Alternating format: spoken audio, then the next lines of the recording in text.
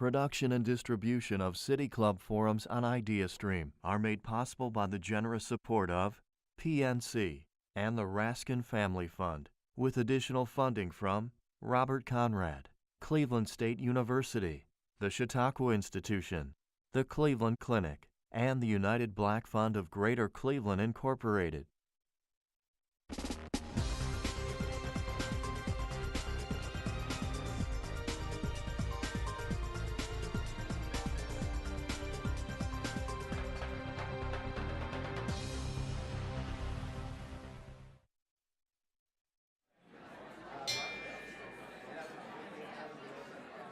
Good afternoon.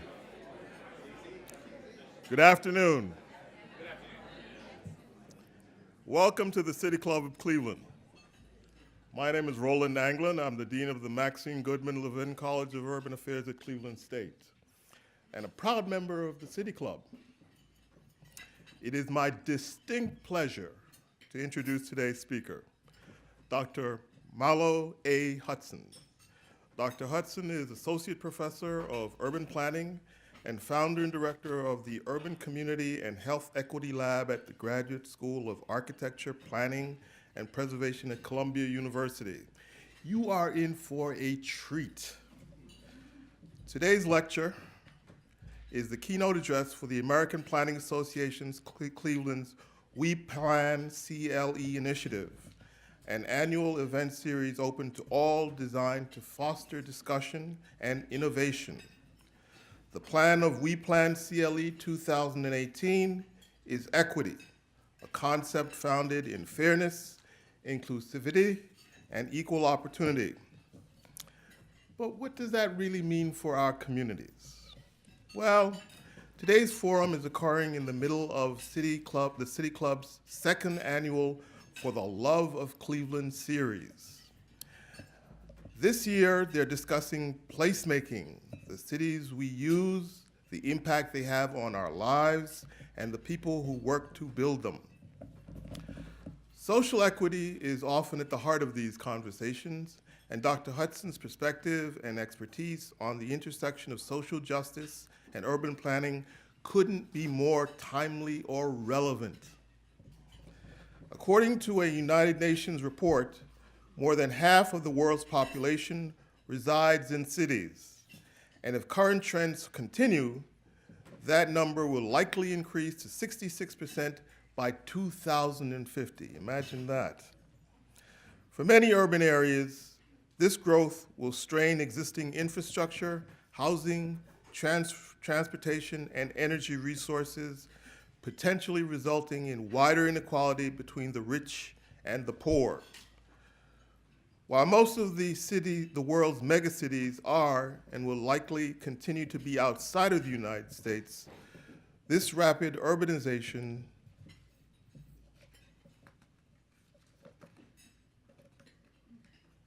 still affects us all.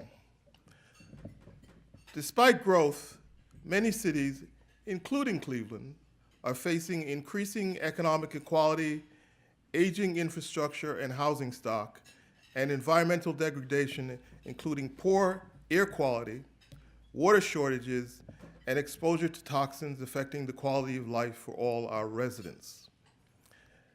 As cities continue to grow and adapt, the question becomes, how can urban planners, policymakers, and practitioners alike work to achieve social and environmental equity through sound city planning? It is in this context that our speaker joins us today. Dr. Hutson is a widely recognized scholar, teacher, and practitioner whose research at the intersection of urban planning and health equities is important and relevant in the planning of today's cities across the United States and around the world. Prior to joining the faculty at Columbia University earlier this year, Dr. Hutson was an associate professor and the Chancellor's Professor of City and Regional Planning at the University of California at Berkeley, and Associate Director of the Institute of Urban and Regional Development within the College of Environmental Design. In addition, Dr. Hutson has more than 15 years of experience working working on numerous academic and community-centered projects, both nationally and internationally, in cities such as Boston, Chicago, Los Angeles, New York City, New Orleans, Oakland, San Francisco, Santiago, Chile, and Toronto, Canada.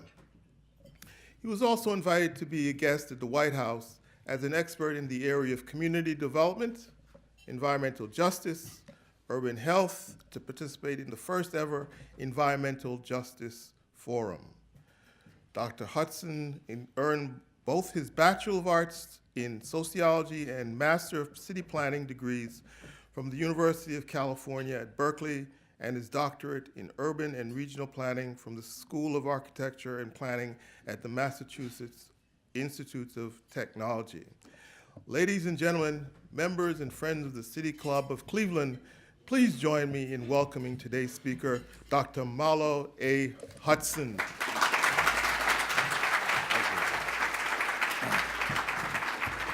Thank you. Wow, what a wonderful introduction. I'm going to go home, and my head's going to be so big, my wife won't know who I am. No. Good afternoon. Oh, thank you. I'm delighted to be here today, but I also want to extend a special thank you to the City Club of Cleveland, the APA, the Association of Planning, or the American Planning Association of Ohio chapter, and the Northeast Ohio community for inviting me to Cleveland. Let's give the City Club and the APA Ohio chapter and all the people who showed up today a big round of applause for this wonderful event.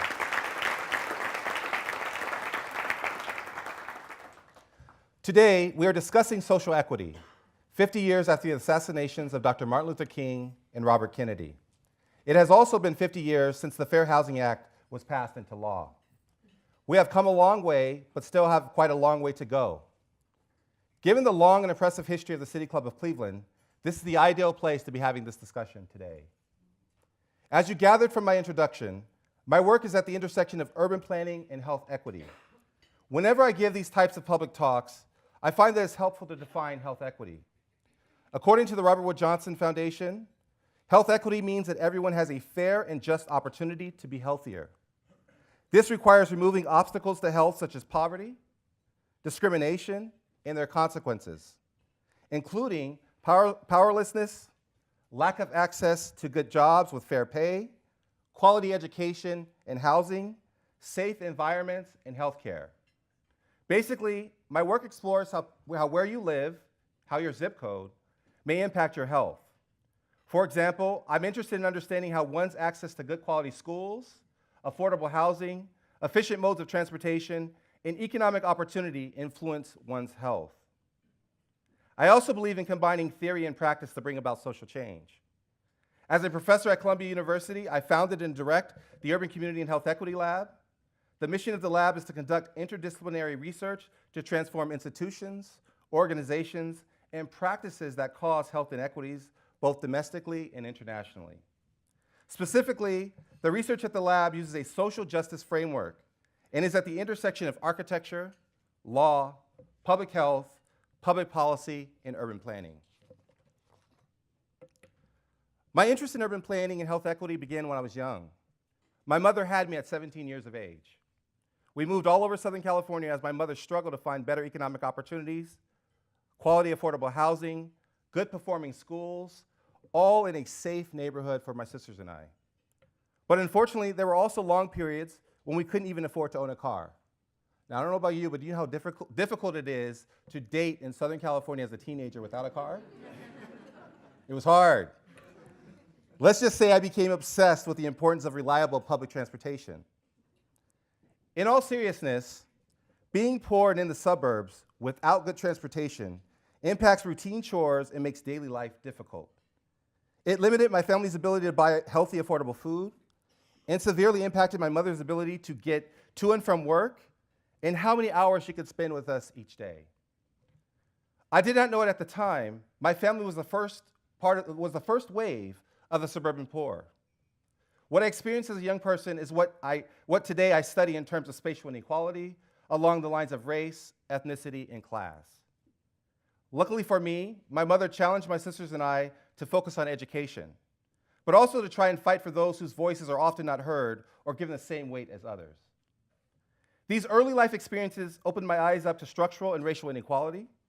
It helped me to see the intersectionality of poverty, education, health, housing, racial justice, and even gender inequality. So returning back to the title of my talk today, Separate but Unequal, can you achieve social equity through city planning? My answer is yes. But it is not easy work and requires a real commitment from members of society. Achieving social equity through city planning requires building a collective movement in some key areas. Today I'm going to speak about 4 key areas, but they are by no means exhaustive in creating a socially just society.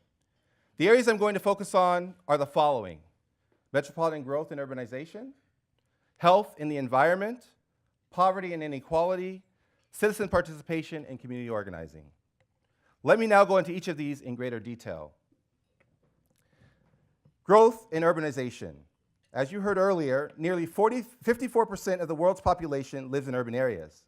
And by 2050, the proportion is expected to increase to 66%. Close to 90% of this increase will be concentrated in Asia and Africa. This growth in urban areas presents challenges and opportunities to grow in a more equitable and environmentally friendly way.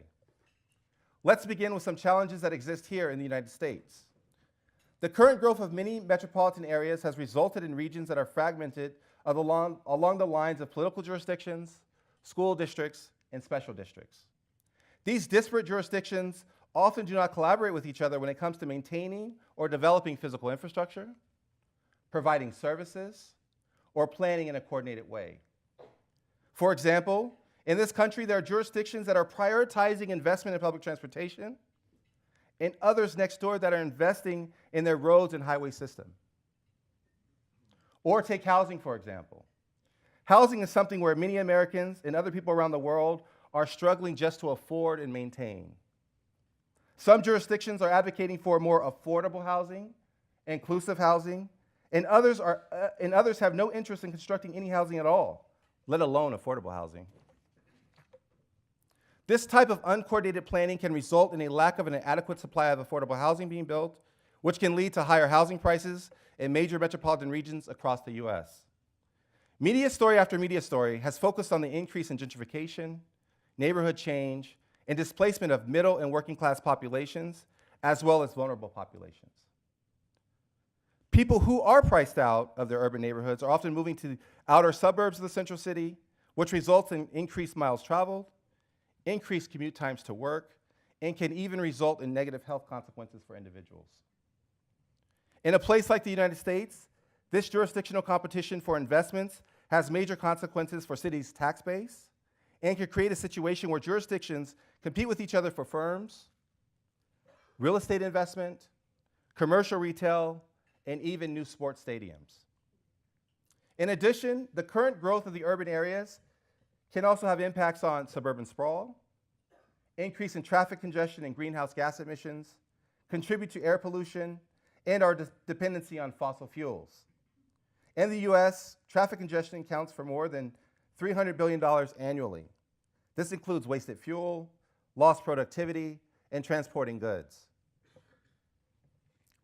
There are huge challenges in this country and globally with a shift towards metropolitan growth and increased urbanization. But there are also many opportunities. Just last week, I was invited to the United Nations for a workshop with the Secretariat General's team and other leaders. The goal of the workshop was to advance the cities and local climate action component of the Secretariat General's upcoming climate summit to be hosted by the UN in New York in September 2019.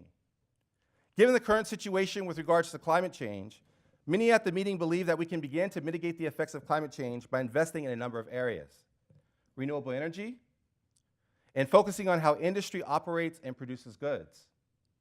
The other 2 areas we discussed deal explicitly with cities: transforming our local land use patterns at the local level, focusing on the growth of cities and regions, especially the need to invest in urban infrastructure. I mention this because I think it is important that we collectively recognize that even something as big and daunting as climate change requires action at the local level. To make progress in this area, we have to focus on local actors, elected officials, government institutions, nonprofit leaders, the private sector, community leaders, and everyday citizens. And to do this, we need better coordination and collaboration across sectors focused on social equity, jobs and economic development, health, and the environment. Rather than saying what you don't want in your backyard, we need to be discussing what our vision is for our neighborhoods, our cities, and our metropolitan areas. Another area related to metropolitan growth and urbanization is health and the environment. If we are to build a movement around social equity through city planning, we have to make more progress in the areas of health and the environment. When researchers think about neighborhoods that are healthy, or about creating healthy neighborhoods, we seek to better understand the social determinants of health. We look at the upstream factors that influence population health, such as government policies around important issues like housing, economic policy, transportation, or even education.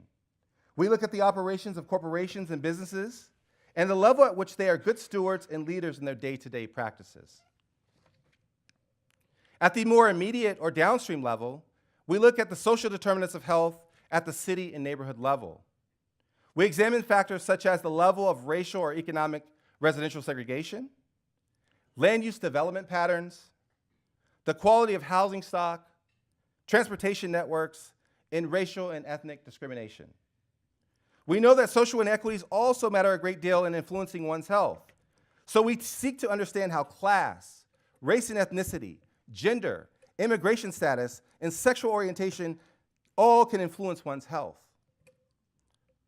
So what can urban planners do? In cities around the world, they are collaborating with health practitioners and others and working to adopt a health in all policies approach to local governance. Health in all policies is generally defined as a collaborative approach to improving the health of all people by incorporating health considerations into decision-making across sectors and policy areas. According to the Public Health Institute's Health in All Policies, a guide for state and local governments, Health in All Policies approaches includes 5 key elements: promoting health and equity, supporting intersectoral collaboration, creating co-benefits for multiple partners, engaging stakeholders, and creating structural or process change. At the local level, a city can adopt a Health in All Policies ordinance and strategy that ensures the city evaluates and prioritizes city services and promotes health equity. They can achieve this in part through their general plan, possibly including a community health and wellness element. A city can look at the way its services do or do not promote health equity. From a global context, city leaders along with urban planners are advocating for more inclusive urban development and investment. Some of these leaders have adopted the United Nations Sustainable Development Goals, and others are simply advocating for more equitable development policies, systems-based approaches, and investments that result in the betterment of neighborhoods, resulting in higher quality of life and improved health for all residents. A third area in which we need to build a movement to achieve social equity through city planning is around poverty and inequality. The data on income inequality is sobering. It is estimated that the richest 1% of the world's population now owns 50% of its total wealth. Despite living in one of the wealthiest countries in the world, income inequality has reached historic proportions. The United States has the highest level of income inequality among advanced economies, according to the OECD. According to a recent study, median real wages grew by 0.2% over the past year. Wages for blacks declined in most wage brackets, while women with graduate degrees made less money than men with only college degrees. This income inequality is further heightened by the bifurcation of the labor market. On the one end, you have highly skilled, highly paid workers. On the other end, you have workers who are part of the service sector economy. In the middle, you have the hollowing out of the middle class. In many cities, the loss of the middle class, middle skill, or middle wage jobs has been devastating for communities.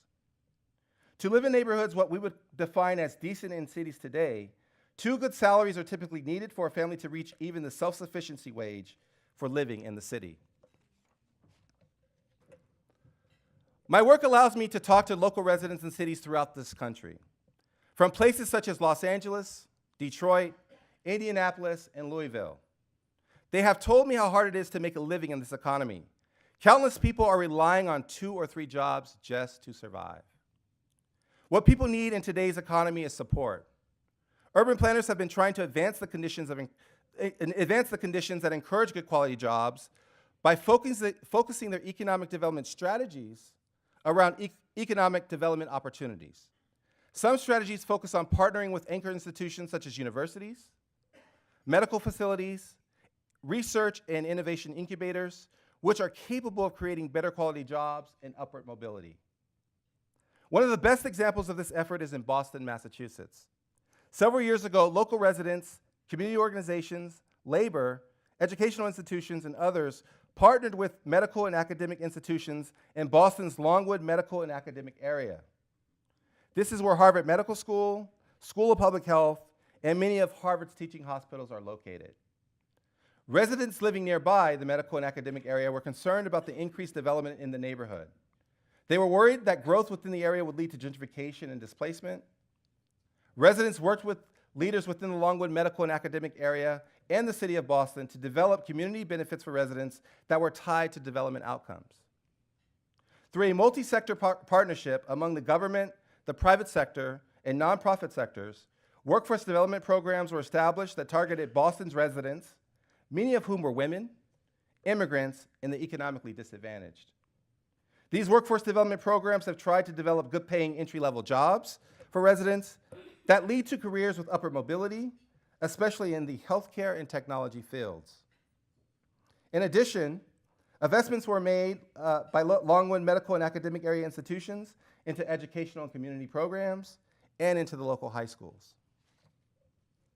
Cities can offer incredible opportunity and can be instrumental in creating economic opportunities for immigrants, people of color, the LGBTQ community, and all other groups that have been marginalized in society. From the early arrivals of immigrants from such faraway places in Asia, Africa, Europe, Central and South America, and the Middle East, immigrants were able to create ethnic enclaves, some out of choice, others because of limited opportunities. These cities have provided a way for them to purchase a home, start a business, or land their first job. You all know that firsthand here in Cleveland. But this means that planners, we have to advance inclusive policies that invite diversity. I often think of my late grandfather who grew up in the Jim Crow South of Mississippi. He joined the military as a young man to get away from the injustices, terror, and hate. While he was in the military, he traveled the world and eventually settled in Los Angeles, California, where with a third-grade education, he was able to get a good-paying job with the city of Los Angeles. Eventually, he was able to purchase a modest home in Inglewood and start a small maintenance business. More importantly, my grandfather settled into a city where the mayor was the first black mayor of a major city, and where some of his co-workers came from diverse places such as Armenia, Israel, China, and even the deepest parts of Louisiana and Florida, all of them in search of economic opportunity. In addition to economic opportunity, cities can be milieus of innovation and creativity. Cities tend to attract people from all over the world who share different perspectives and experiences. This great diversity can lead to new discoveries and solutions. Just think about what I said earlier about the complex challenges we face as a society with climate change or environmental degradation. These challenges cannot and will not be solved simply by relying on a few specific disciplines or from a group of technocrats or political elites. True creativity and innovation comes from engaging with people from multiple perspectives to come up with the best possible solutions. For example, when I was a professor at Berkeley, a visiting scholar of mine, Dr. Max Nathan, was studying the impact of cultural diversity on innovation. Dr. Nathan, who is now at the London School of Economics, has shown that cultural diversity has a positive impact on innovation, entrepreneurship, and sales for London businesses. He and his colleagues conducted a study that investigated links among cultural diversity, innovation, entrepreneurship, and sales strategies for more than 7,600 London businesses. They found a small but significant diversity bonus for all types of London firms. First, companies with diverse management are more likely to introduce new product innovations than those with homogeneous top teams. Second, diversity is particularly important for reaching international markets and serving London's cosmopolitan population. Third, migrant status has positive links to entrepreneurship. Overall, the results provide some support for claims that diversity is an economic asset as well as a social benefit.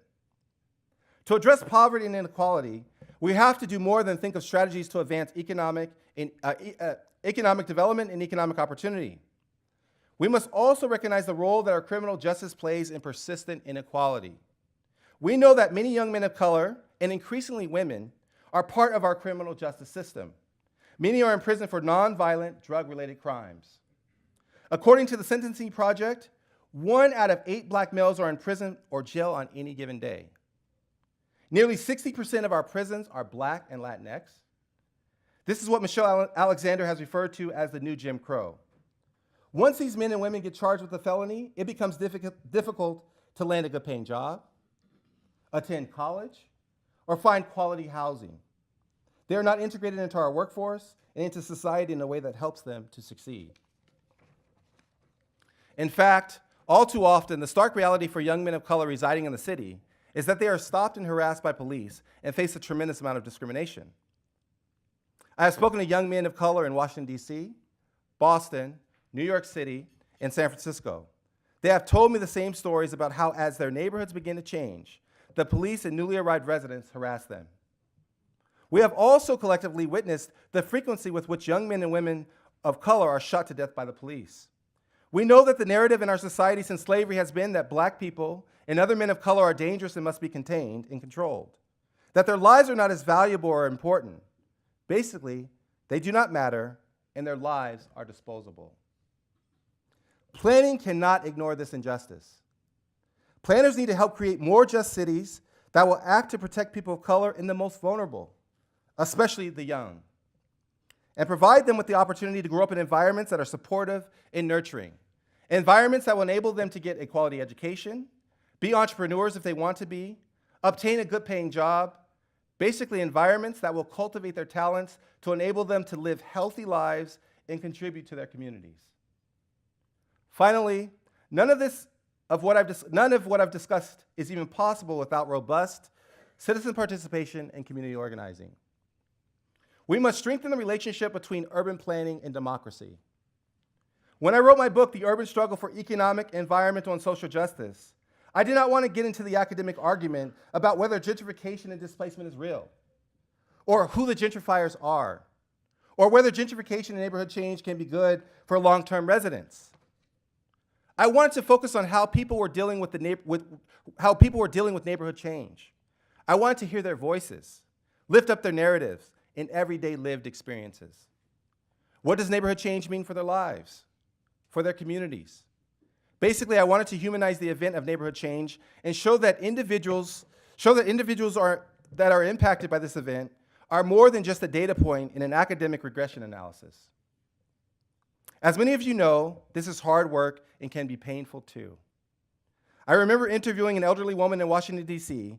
that had stayed in her community and fought to make it better most of her life. She lived through the assassination of Dr. Martin Luther King, disinvestment out of the city, the crack cocaine epidemic, and startling high homicide rates, only to no longer be able to afford to live in her neighborhood. I heard the pain of residents in Brooklyn, New York, who felt that all the new development coming into the neighborhood was nice, but ultimately was not planned for them and how they were becoming outsiders in their own communities. And I will never forget how residents in the Mission District in San Francisco told me that they did not want to become a museum for the rest of the city, but instead are fighting to preserve their culture, their history, and document their contribution to the city. In essence, what I heard from so many residents in different cities is that they feel undervalued and disrespected because they are not part of the planning and development process. They feel that their voice is ignored and their opinions are not as important as others. Many also spoke of the diminishment of cultural institutions, organizations, and their lack of political and economic power. All of this has only strengthened my belief that community capacity building is critical for achieving social equity through the city planning process. All of my work in these narratives have also led me to conclude that there needs to be deep coalition building across multi-sectors along racial, ethnic, and class lines. These type of coalitions have the ability to bring about positive social change, strengthen social cohesion, and lead to racial dialogue and healing. Moreover, what is needed at the local and metropolitan levels are leaders who are able to work with residents elected officials, nonprofit, for-profit organizations to articulate and develop an equitable justice framework that is focused on what people are for and not what they are against. Stakeholders need to work hard to articulate a vision of what they want and to avoid simply being reactionary. Ultimately, I have learned from my work that telling a narrative and organizing residents matters to bring about social, economic, and environmental change. Stakeholders must build from the base up. They must build broad-based coalitions across multi-sectors and hold local governments accountable, transparent, and responsible for their actions. Planners must think globally, but act locally. Recognize that cities play important roles in addressing global problems. Planners must respond to communities' needs and concerns using an equitable and environmental and justice framework. For example, advocating for more efficient transit, affordable housing, good quality jobs, educational and economic opportunity, access to healthy foods, and racial equality. Finally, representatives across various stakeholder groups must be willing to compromise and to collaborate within reason to achieve goals. Let me end by saying this. As individuals, we must always stand up for justice and fight bigotry, misogyny, sexism, and hate. We must stand up for human and civil rights for all people and be willing to hold ourselves accountable for our actions. Those of us with economic, social, and political power cannot stand by and allow our nation and our cities to exclude and displace people simply because they are working class, economically disadvantaged, vulnerable, or do work that is viewed as less important or less valuable. There are so many people working 2 and 3 jobs just to survive. They are the backbone of our cities, and they must have a right to the city and be a part of its future. Thank you.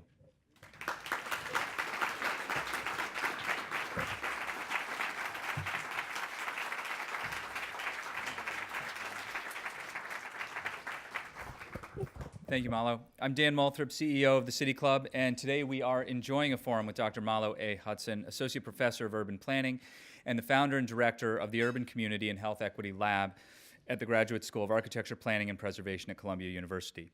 We're about to begin the Q&A with the audience, with all of you. We welcome questions from everyone, City Club members, guests, students, and those of you joining us via our live stream. If you'd like to tweet a question, please tweet it at the City Club, and our staff will work it into the program. Holding our microphones today are Content Coordinator Bliss Davis and Youth Forum Council Chair Teolo Orisanya. May we have our first question, please? Good afternoon. That was a very, very meaty presentation. Let me try to focus on one issue, and that's public transportation and specifically getting people to their jobs. When I read about issues regarding transportation, it seems to be going to the social equity piece here, more towards helping middle class and upper class people, providing bike trails and also rapid transit, which is supposed to, light rail transit, which is supposed to help development. What do you see as the problem of getting people to their jobs, and how would you like to see that solved through public transportation? Well, that's a big question, but I would say the first thing is I think of myself as a father with 2 young children. Getting there on time and it's efficient and affordable, right? A lot of our transit systems struggle with that, but if you want to get people out of cars, you need multiple modes of transportation. That includes the bike lanes, that includes the streetcars. I mean, every city's different, but multiple modes of transportation that really link people across a region to where those job nodes are. Oftentimes, if you were to overlay much of where our transit backbone is and overlay poverty, inequality, all those things, you'll see that certain neighborhoods are left out of this equation. And I think what you're getting at is saying, how do you have a transit strategy that actually incorporates the many people into the system to keep it going, right? The taxpayers, people are going to ride it, whether it be for recreational purposes, going into school, that's safe and reliable. And I would say that the challenge in many places is that you're not able to get a broad swath of the population that supports public transit. All right, perfect example in the Bay Area, in San Francisco, they are trying to improve the Bay Area Rapid Transit. It has not had a lot of investments like it's needed to, like many transportation agencies. And people are taking Uber, Lyft, they're in the private buses. So essentially people have now opted out to a private sector component, not the public sector. Well, what happens to a transit system when the everyday riders don't ride it anymore, right? It hurts ridership, hurts the tax base, and that sort of thing. So I would say for transit, you have to have these tough discussions about how do you prioritize, what do you prioritize first. But I would avoid getting into the conversation, it's either or, it's this or that. I'd say it's all of the above, and how do you try to make it work? Because you do need multiple modes of transportation. Hello, Dr. Hudson. How are you? I enjoyed your speech. It was excellent. My name is Carol Malone, and my daughter was a student at Cleveland State's Master's Urban Planning Program. I'd like to ask you, what advice do you have for students who are interested in urban planning, and particularly students of color? Oh, I love it. So, you heard my story. I didn't set out to be a planner. That was not the, I was watching LA Law and all those other things. Doctors, much more glamorous. First thing is we need a television show. Then I'm kidding. That would be on the Insomnia channel, I'm sure, yes. The plans didn't go through. No, dun, dun, dun, dun, to next week. No. Okay, let me stop joking around here, yeah. We are at the City Club of Cleveland. So, no, I would say that be committed to the real change that you want to see, right? I know that people say that all the time, but change comes about not really from the top. It's, priorities are driven from the top a lot of times. But real change that I've seen happens from the bottom. And a perfect example, in the wonderful introduction for me today, we talked about me going to the White House. I was super excited, and it was a great honor. But you start to realize that there is this Washington conversation that happens that is disconnected from the rest of the world. So what was the lesson I learned? Of course, it was great meeting wonderful people and amazing people. I walked back to my community saying, it's the teacher. It's the person who pays their taxes. It's the person who looks after the elderly. It's the everyday Americans that keep this country going and make it great. That's what, and to tell you something else, Washington is not innovative, right? And so innovation comes from communities, right? So I'm gonna lift up what's happening in Cleveland. I joke with my colleagues, I'm happy to be invited here. You're just inviting a wolf in here because I get to hear about all the wonderful things you're doing and make it sound like it was my, you always say like this happened in Cleveland, because the real ideas come from people. Innovation comes from the everyday people. Then Washington says, let's bring this here and we'll lift it up and then we'll make it sound like this, and then we'll test it and do all this thing. So it's about getting involved in your community early on for young people, pay attention to what's happening. There's a lot of great programs that try to incorporate young people into the planning process. There's the Y Plan, Youth Plan, Act Now. And one of the interesting things being involved with that is that you give young people mapping skills, you give them a video recorder, or now they use a phone, and they go out and start talking to elderly, in the case of East Oakland, California. They didn't have a lot of pride coming from East Oakland, deep East Oakland especially. And as they start to talk to the elderly and the sort of the wise people in the community, tell me your history. Well, this used to be here, that used to be there. Amazing. Then they mapped where everyone lived. They mapped which liquor stores were selling cigarettes to underage men. I mean, they know it all. So get them involved early on for them to get involved in their own communities. Oftentimes, what's the mechanism to get young people involved in the planning process? Well, how do we reach out to, I'm not trying to put Freddie on the spot. This is a rhetorical question, but how do you engage young people, right? That's what's important because they are the future. We say that all the time. But I focus most of my work on young people. Families and children is what my work is really all about. And it goes back to my childhood. So it's therapeutic for me. I'm trying to figure out my life through my own work, yeah. Good thing I'm not a planning director, right? So, yeah, but for the students out there, please contact me. I'm always recruiting, and I think that I can think of nothing better than to change your own communities, to engage with residents, to think about how all of these things I talked about today, whether it be housing and the environment and economic development, how it all intersects with each other. And one challenge I'll put out to young people, and I hope before I retire, young people are able to design spaces that are truly multicultural and allow for real dialogue, that allow for people to get to know each other in a way that they wouldn't have crossed paths with each other before. Going back to the gentleman's question about transportation, I mean, that's one of the things about transportation. I moved from the Bay Area to New York, and at least when I'm on the public transportation, it's the whole city, right? In the Bay Area, slowly starts to change. Private buses, Lyft and Uber. Suddenly you can have that boutique lifestyle and never have to deal with the other, right? And so that's a problem. And I think at the end of the day, I've never been to a community, whether it be in the US or abroad. I do a lot of international work. I've never had a community say to me, I don't want a safe neighborhood. I don't want quality schools. I don't want healthy food. there are so many issues that we all agree on. Now, we might disagree how to get there, but for the main issues in people's lives, it's there, right? Whether you're from North Olmsted, Shaker Heights, Huff, people care about the basic things that matter a lot. Sorry to be on my soapbox, but don't give an academic a microphone. Dan's like, he was like, I should have directed the earlier instructions to Malo. Yes. Good afternoon. Yeah. The leading cause of death for an African-American male between the ages of 18 to 24 is homicide. Yes. And you mentioned the African-American young lady who lived in Washington, D.C. that lived through the crack cocaine epidemic. Yesterday, I saw Speaker Ryan talk about the opiates and how much millions of dollars they're going to spend on opiates. And all the representatives who showed pictures of people who died for opiates were all white. How do we get them to understand that crack cocaine epidemic destroyed African-American neighborhoods and families, and millions of our young men who are in jail or have that felony on their backs today is because they were thrown in jail during the crack epidemic. They weren't given hospital help. They weren't looked at this from a public health standpoint. They were looked at this from a crime element component. How do we get this nation to understand that these young men deserve a second chance, and they deserve an opportunity to go back into their neighborhoods and make their neighborhoods better, just like whites want to make their neighborhoods better through the opiate situation? So it's an excellent question. I've actually, in my class, I've lectured on this. It's telling a narrative, and it's telling a racial narrative. It's getting these broad-based coalitions to talk about how, hey, you're losing your child, or I lost my child, you lost yours. Let's talk about it, right? So I was recently in Israel and Palestine and talking to mothers who had both lost children in the war, right?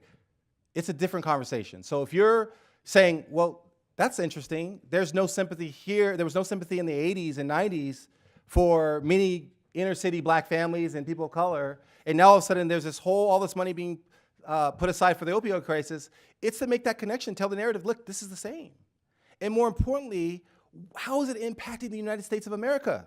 How is it impacting all of us, right? From an educational perspective, productivity, quality of life. I mean, you go up in the Northeast, up into some of these communities, or in California, I go out to the Central Valley, it's devastating communities. Black, white, Latinx, you name it. So we have to have the narrative that says, yes, you need to understand the pain that we've gone through and how we don't feel valued and heard. But it's also then saying how of what you're struggling with today is what we were struggling with before and still are struggling with, right? It's still an issue for many communities, but it's an American issue, right? The drugs are a problem that are impacting all. The question is why, right? We can get into like, well, you were hard on crime with us, you threw it. That's important, and we need to, that's why I talk about criminal justice. But at the end of the day, why are we not having a broader conversation that says, what is going on in America? What is happening in our communities? Why are young people turning to drugs? What's happening, right? Something's happening. And if you go up to Maine and all these, it's devastating communities. And even the central cities, it's devastating. So I wish I had a better answer, but I just try to tell a narrative. Everywhere I go, I try to tell the narrative. I work with young people all the time. And let me tell you, California, a lot of identity politics, right? We're not even getting into it's just across the board. And what I've learned to do is have a dialogue that cuts across a lot of human issues that we care about, and try to talk to each other as humans, and then work my way up to say, but look at this trajectory. Why are our prisons this way? That's interesting. Why is this over here that, but we're all suffering in some way, and people are suffering in different ways, and we have to have the empathy and compassion. But more importantly, we have to be solution-oriented, right? My frustration as an academic, and I came into this because I wanted to solve a problem. I didn't want another child like me to deal with poverty and all the things I had to deal with, the trauma I had to go through. Be solution-oriented. I tell my students, be solution-oriented. That means you have to if Republicans had all the great ideas, they'd be in office forever. If Democrats had all the ideas, they'd be. The fact of the matter is, there are good ideas from a lot of people. Some people don't even know about politics. They're just whatever. Good ideas.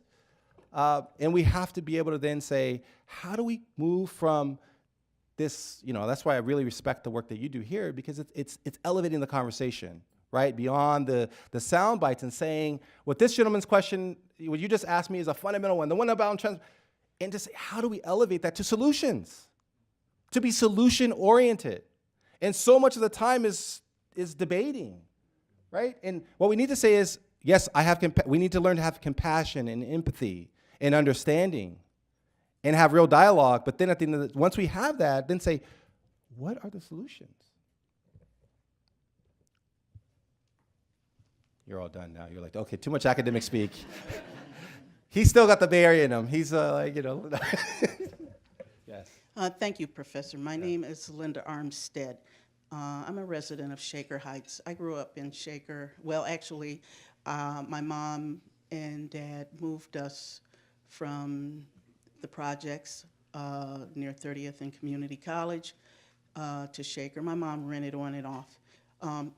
And I'm going to try to get this out to you. My concern is, you mentioned, you referred to cities and townships referring to their housing stock. And I've read this in different city council meetings and whatnot, and I was like, it doesn't belong to you, it belongs to me. I'm paying for this property. And I've noticed, I have observed and got caught up in this swirl of what they call, I learned to find out, I had no idea what gentrification was, but there was a book I encountered called The City After Abandonment.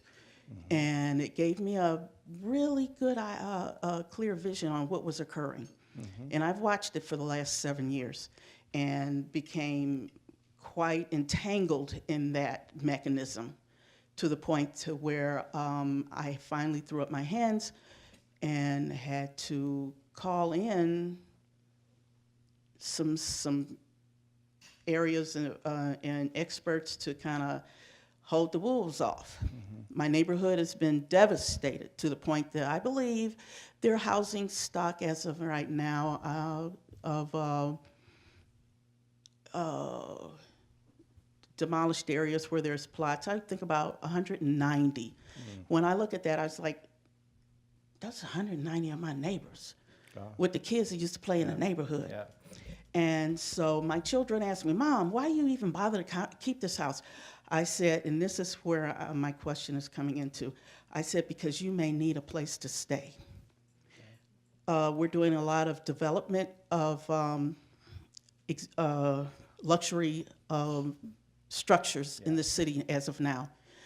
I am aware or have learned that there'll be, eventually there's an assessment for tax purposes, taking an appraisal. Yeah. That means that the tax rates are going to increase, which is going to affect the homeowners and which will also affect the renters.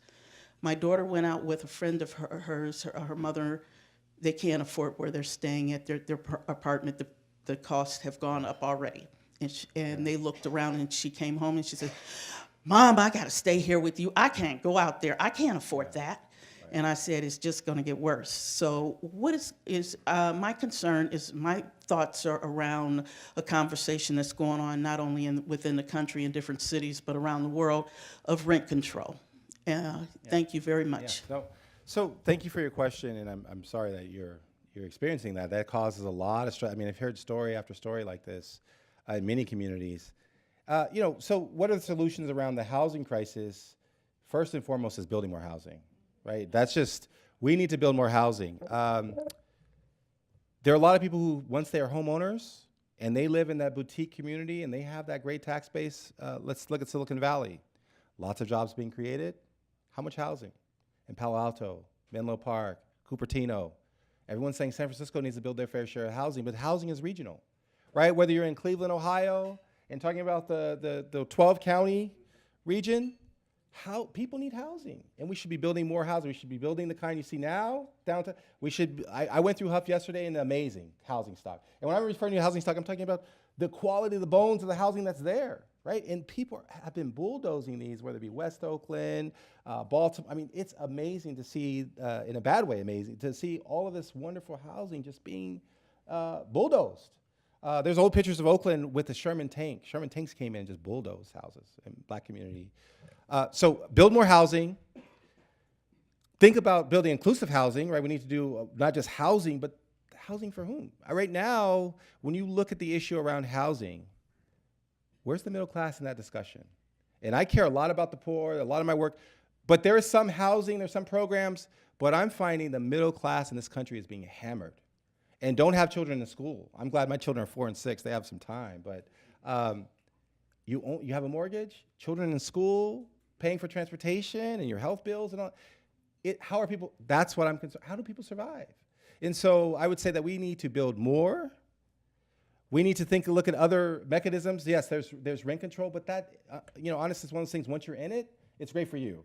But what about the new person coming along? What about the young people coming along? How do they start their lives? So I would say, I know you have your issues here in Cleveland, and I've only been here a day and a half, so my mom raised me better to think I could even offer any solutions. But I will say, here, observation I have. You have the infrastructure here.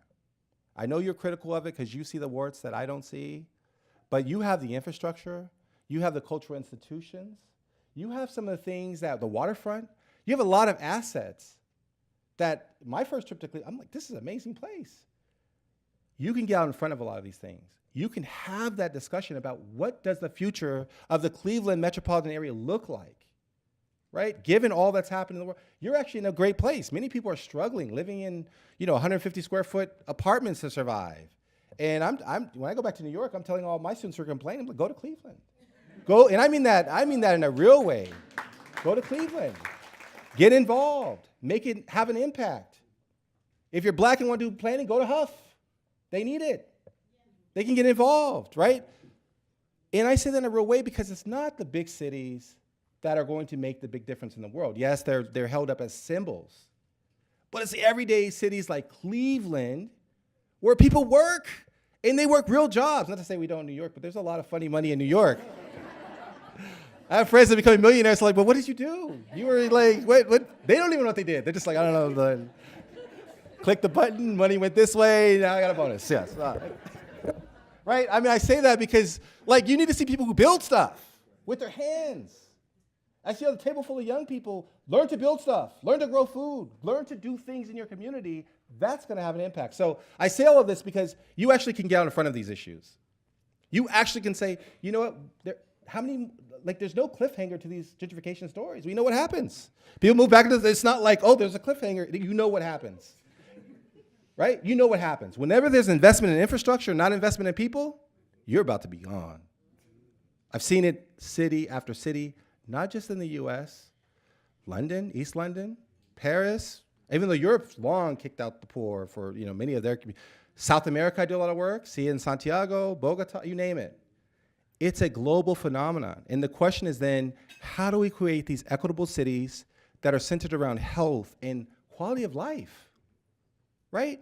Quality of life. And so you have the opportunity, I had a great conversation with Freddie last night, great opportunity to do a lot here.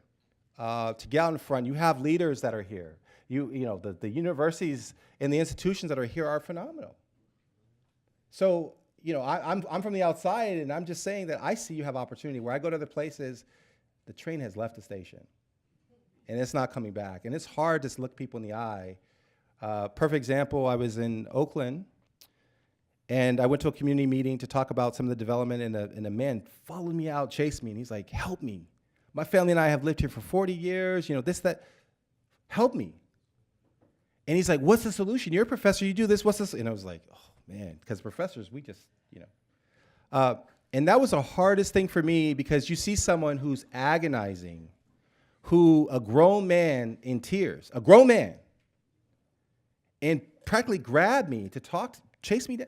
And all I could say was like, there's not a lot you can do. I mean, it takes a long time to, there's things you can do, but the kind of immediate help he needs is just not there. So, yes. Yeah, Dan. Thank you. Thank you. Thank you all.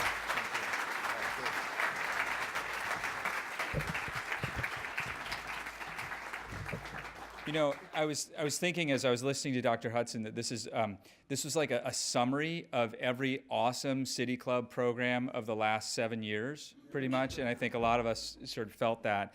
And it's also a clarion call and a reminder that the past isn't necessarily prologue, and we can make a more equitable future in the city, and we have a real opportunity here. So today at the City Club, I'm not supposed to editorialize, I apologize. But thank you.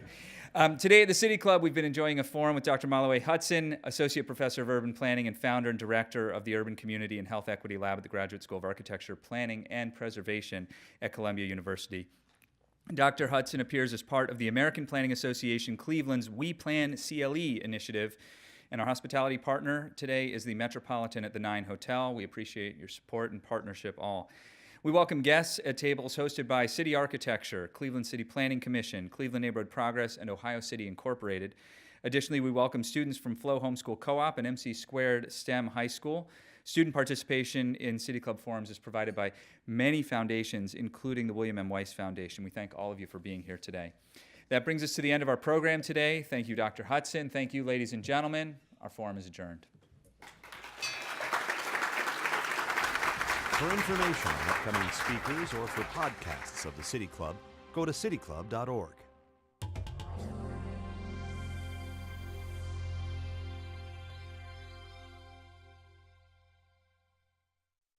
Production and distribution of City Club forums on IdeaStream are made possible by the generous support of PNC and the Raskin Family Fund, with additional funding from Robert Conrad, Cleveland State University, the Chautauqua Institution, the Cleveland Clinic, and the United Black Fund of Greater Cleveland Incorporated.